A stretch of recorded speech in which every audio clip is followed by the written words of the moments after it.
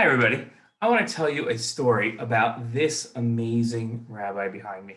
His name was Rabbi Yisrael Meir Kagan HaKohen. He was a Kohen.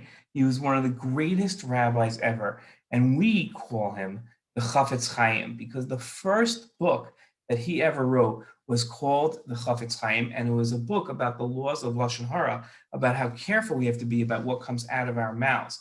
A lot of times people are careful about what goes into their mouth to make sure it's kosher. But somebody who really keeps the Torah also makes sure that what comes out of their mouth is kosher, meaning that what they say is only nice things about other people. Well, the Chafetz Chaim, this is a story about how careful he was with other people's feelings. He once had a student, he lived in a place called, the Chafetz Chaim lived in a place called Radin, which then was in a country called Poland. Okay? And Radin, right, which is not the most beautiful place in the world. Okay, it was a very poor place, but the Chafetz Chaim lived there, and all the people in Radin loved hearing the speeches of the Chafetz Chaim. They loved hearing shiurim, and they loved learning Torah from him. And a lot of his talmidim would travel from around the world to come learn with him.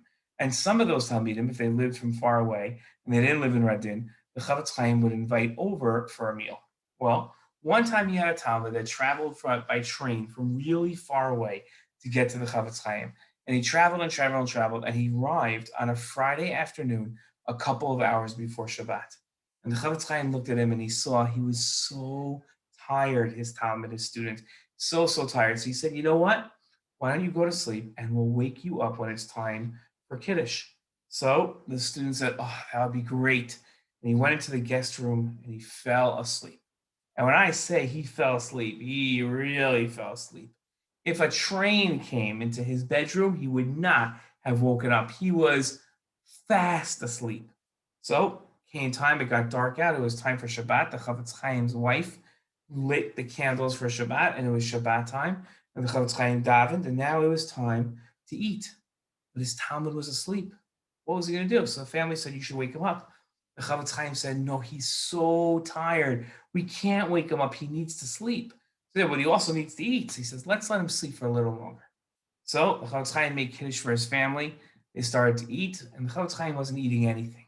His family noticed, and they said, why aren't you eating? He said, I'm going to wait for my student to wake up. So they said, why don't you go wake him up now? He said, let him sleep for a little longer. And the Chafetz Chaim kept saying, let him sleep for a little longer until the rest of his family had finished eating. They even ate dessert. And the Chafetz Chaim sat there, and he just waited and waited. And the rest of the family, they said Birkat HaMazon, they benched, and they went to sleep. And the Chafetz Chaim stayed up. At 3 a.m., his talmid wakes up and says, oh, wow, I feel like I slept for hours. How long have I been asleep? And the Chafetz Chaim says, you didn't sleep that long. You're probably still a little tired. So he says, well, did I miss dinner? So the Chafetz Chaim says, nope, we have it right here for you. Chafetz Chaim says, I'm going to make Kiddush. So the Chafetz Chaim made Kiddush for his talmid, and his talmid sat there and he ate.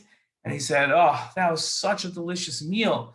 The Chafetz Chaim, who was really hungry by that point because it was the middle of the night and he hadn't had dinner, said it really was delicious, but it was so much nicer and so much more delicious because you joined me. And the talmid went back to sleep, and only 2 hours later, the Chafetz Chaim woke him up to go to davening, and they went to shul. And that teaches us how special the Chafetz Chaim was and how careful we have to be with other people's feelings. Because the Chafetz Chaim was so careful about his talmid's feelings that he wanted him to make sure that he got a good night's sleep. What a wonderful, wonderful story. Shalom.